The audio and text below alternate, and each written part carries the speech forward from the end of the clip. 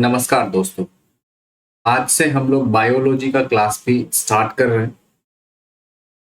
आप लोग का बहुत सारा प्यार मुझे मिल रहा है और भविष्य में भी इसी तरह से आप लोग मुझे प्यार देते रहेंगे, ऐसी मुझे आशा है। और एक बार फिर से स्वागत है आप सबों का मेरे चैनल और आप सबों के चैनल एबीसी क्लासेस में। ये एक ऐसा चैनल है जिस पे कोई भी कोर्स जो है एकदम मुफ्त रहेगा। किसी भी कोर्स के लिए आपको कोई भी पेमेंट नहीं करने की जरूरत है। हर एक कोर्स फ्री ऑफ कॉस्ट रहेगा और बिल्कुल उतनी ही क्लैरिटी रहेगी मेरे कोर्सेज में। एक एक पॉइंट को मैं पूरे एक्सप्लेन करके बताऊंगा। मेरे हर एक कॉन्सेप्ट को आप क्रिस्टल क्लियर एकदम समझ पाएंगे।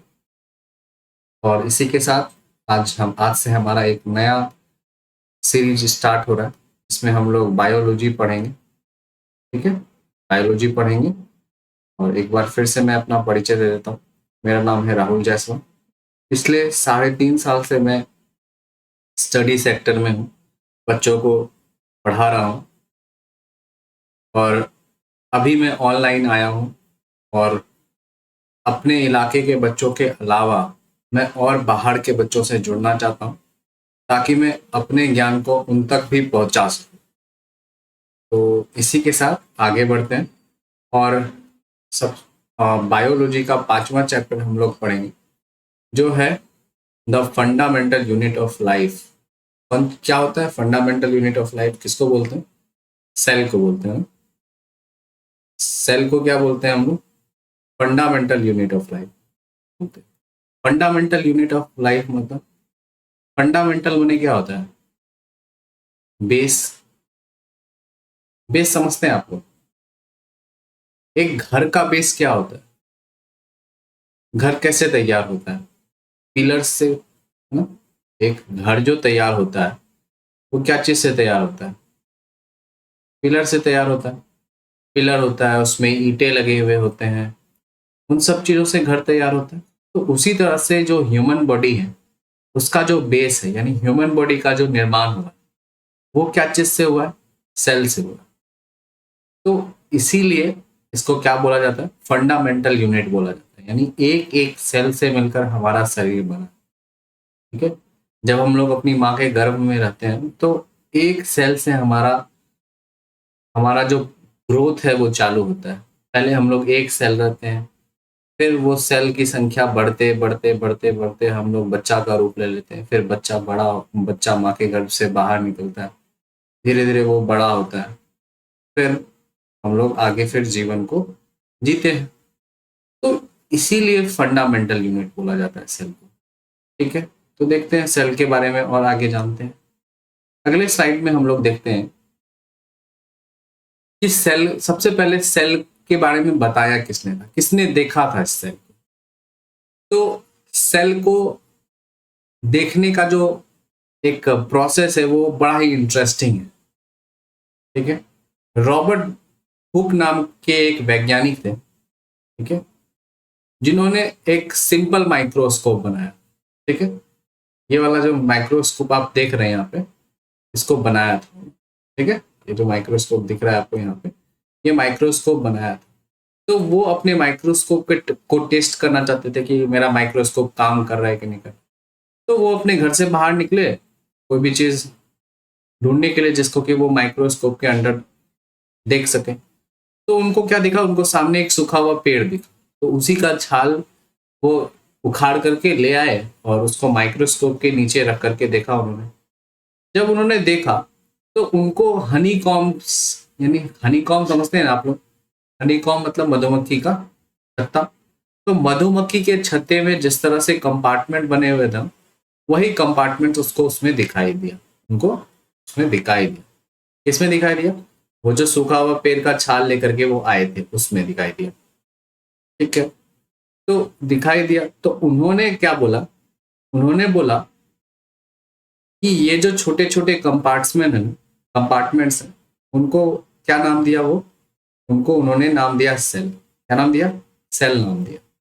ठीक है, क्यों? क्योंकि सेल जो है, सेल का अगर हम लैटिन, सेल एक लैटिन वर्ड है जिसका मतलब होता है लिटिल रूम। क्या होता है? Little room. क्योंकि उन्होंने जो सूखा हुआ पेड़ का छाल था उसमें छोटे छोटे, मतलब हनी, अगर हम हनी कॉम को देखें तो हनी कॉम कैसा होता है, मधुमक्खी का छत्ता कैसा होता है, लगभग इसी तरह से होता है। मेरा थोड़ा ड्राइंग वीक है, बट मैं कोशिश करूंगा आपको एक एक चीज समझाने की। तो मान लीजिए एक ये मधुमक्खी का क्या है, छत्ता, ठीक है। तो मधुमक्खी का छत्ता है ये। तो इस तरह का कंपार्टमेंट्स उनको दिखा, तो उन्होंने इन कंपार्टमेंट्स को क्या नाम दे दिया, सेल नाम दे दिया। क्यों? क्योंकि ये छोटे छोटे खाली जगह थे, और लैटिन भाषा में खाली जगह को सेल बोला जाता है। सेल का मतलब होता है खाली जगह, यानी छोटा सा रूप, ठीक है। तो पहला वो इंसान कौन था जिसने सेल को देखा था, वो थे रॉबर्ट हुक। रॉबर्ट हुक ने, क्योंकि ये जो उन्होंने कॉर्क देखा था, कॉर्क वे कहाँ से लाए थे, एक सूखा हुआ पेड़ से लाए थे। तो रॉबर्ट हुक ने एक डेड सेल की खोज, डेड सेल को देखा था। तो चूंकि पेड़ सूखा था, उसके अंदर जो सेल था उसमें कोई भी कंपोनेंट्स नहीं थे, ठीक है। उसमें और उनको कुछ नहीं दिखा, बस खाली जगह दिखा, ठीक है। उसके अंदर कुछ नहीं दिखा। फिर आगे एक और साइंटिस्ट आए, ठीक है, जिनका नाम था एंटोन वॉन ल्यूवेन। कब? 1674 में। तो ल्यूवेन हॉक ने 1674 में एक और इम्प्रूव्ड माइक्रोस्कोप बनाया, ठीक है। और उन्होंने पहली बार किसी लिविंग सेल को देखा। इसमें देखा, पॉन्ड वाटर में देखा ना, तालाब के पानी में उन्होंने क्या देखा, इस तरह से, ये जो आपको यहाँ पे दिख रहा है, इस तरह से उन्होंने देखा। किस चीज में? तालाब का पानी है ये उनके द्वारा बनाया गया माइक्रोस्कोप है।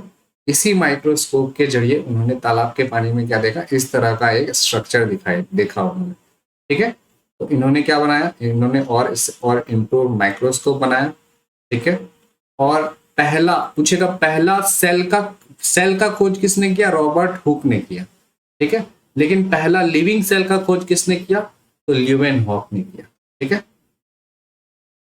बस। तो इन्होंने क्या किया, प्रोटिस्टा एंड अदर क्रिएचर, यानी पानी के अंदर जो प्रोटिस्टा क्रिएचर रहता है, जैसे अमीबा हो गया, पैरामीशियम हो गया, उसको देखा इन्होंने, ठीक है। उसके बाद आगे बढ़ते हैं।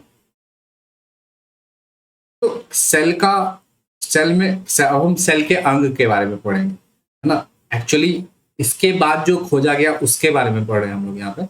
उसके बाद सेल के न्यूक्लियस की खोज हुई। ये जो आपको धागे जैसा संरचना दिख रहा है ना, यहाँ एक धागा, उलझा हुआ धागा दिख रहा है, बहुत सारे धागे आपस में उलझे हैं, यही सेल न्यूक्लियस है। तो सेल न्यूक्लियस का खोज कौन किए थे? रॉबर्ट ब्राउन किए थे। कब किए थे? 1831 में किए थे, ठीक है। तो पूछेगा रॉबर्ट ब्राउन, सेल न्यूक्लियस की खोज किसने की थी? तो रॉबर्ट ब्राउन ने की थी। कब की थी? 1831 में की थी, ठीक है। उसके बाद आगे बढ़ते हैं। उसके बाद प्रोटोप्लाज्म का खोज किया गया। प्रोटोप्लाज्म का खोज किसने किया? पुरकिंजे ने किया। कब किया? 1839 में किया। प्रोटोप्लाज्म कहते हैं किसको? ठीक है, प्रोटोप्लाज्म किसको कहते हैं? तो प्रोटोप्लाज्म में क्या क्या चीजें आती है? एक तो प्लाज्मा मेम्ब्रेन आता है, ठीक है। उसके बाद न्यूक्लियस आता है। उसके बाद प्लाज्मा मेम्ब्रेन और सेल न्यूक्लियस मेम्ब्रेन के बीच में एक द्रव रहता है, मैट्रिक्स होता है, जिसको साइटोप्लाज्म बोलते हैं। साइटोप्लाज्म एक्चुअली साइटोसोल से बना हुआ होता है। तो इन सारे चीजों को, न्यूक्लियोप्लाज्म को, न्यूक्लियोल्स को क्या कहा जाता है? इन सब को मिला करके साइटोप्लाज्म कहा जाता है, ठीक है। इन सब को मिला करके क्या कहा जाता है? साइटोप्लाज्म कहा जाता है, ठीक। आगे बढ़े। अब उसके बाद एक और वैज्ञानिक आए जिनका नाम था स्लाइडन और श्वान। कब? 1838 में। इन्होंने क्या पेश किया? इन्होंने सेल थ्योरी पेश किया। क्या बोला इन्होंने सेल थ्योरी में? कहा कि all the plants and animals are composed of cells and the cell is the basic unit of life. कहते हैं कि जितना भी प्लांट है और जितना भी एनिमल है, वो सभी क्या चीज से मिलकर बने? सेल से मिलकर बने हैं। और ये जो सेल है, ये बेसिक यूनिट है, यानी इसी से जीवों की उत्पत्ति हुई है। ऐसा किसने कहा? ऐसा दो वैज्ञानिकों ने कहा। इसने कहा, स्लाइडेन ने कहा और स्वान ने कहा। और इसी चीज को क्या कहा जाता है? इसी चीज को सेल थ्योरी कहा जाता है, ठीक है। ओके, आगे बढ़े। तो the cell theory was further explain. उसके बाद सेल थ्योरी के में और टर्म को ऐड किया गया, और सेंटेंसेस ऐड किए गए, किनके द्वारा? विर्साओ के द्वारा। विर्साओ ने कहा कि जितने भी सेल हैं वो प्री एग्जिस्टिंग सेल से उत्पन्न होते हैं। यानी कोई ना कोई पहले से मौजूद सेल होता है, उसी से नए सेल की क्या होती है, उत्पत्ति होती है। यानी पहले से कोई ना कोई सेल मौजूद होता है, उसी से एक नया सेल बनता है। With the discovery of the electron microscope in 1940, it was possible to observe and understand the complex structure of the cell and its various organelles. तो दूसरा बात क्या जोड़ा सेल थ्योरी में, दूसरा बात किसने जोड़ा सेल थ्योरी में, दूसरा बात किसने जोड़ा, तो विर्चाउ ने जोड़ा। विर्चाउ, CHOW, विर्चाउ जो है कब 1885 में इन्होंने सेल थ्योरी में, और 1855 में, ठीक है। तो 1855 में इन्होंने एक और सेंटेंस जोड़ा कि क्या जोड़ा, इन्होंने कहा कि जो हर एक सेल जो होता है ना, ऑल सेल arise from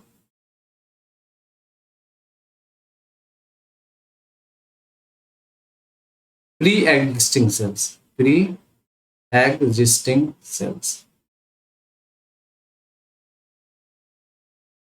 ठीक है। तो हर एक सेल जो होता है पहले से मौजूद सेल से मिलकर क्या होता है, बनता है, ठीक है। यहाँ पे ये चीज होगी, ओके, ठीक। तो अभी फिलहाल यहाँ पे रुकते हैं।